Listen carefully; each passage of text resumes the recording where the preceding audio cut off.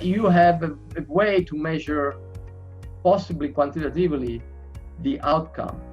Is there a way that you could illustrate these two different measurement, if you like, approaches, or example? You can give us an example. Visualize better. You measure, prioritization basically and results in the end. First part is really about measuring the success of the AI strategy and really trying to understand if we're going to pick a business goal, we want to make sure that we pick a business goal that is ultimately quantifiable.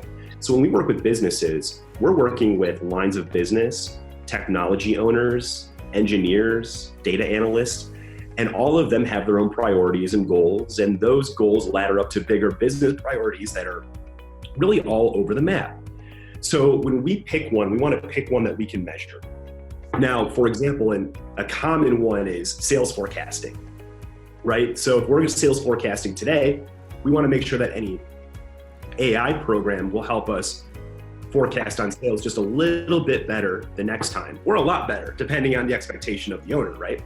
So when we're doing some of our propensity models, for example, or trying to help them predict better forecasting from pipeline, we want to take scenario one and then what they're doing today and then compare it against what any AI program is doing moving forward.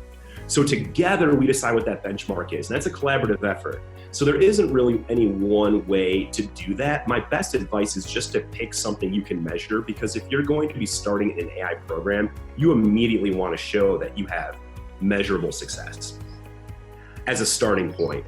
Beyond that, you can get a lot of enthusiasm and support behind you. And then from there, you can pick a lot of other programs.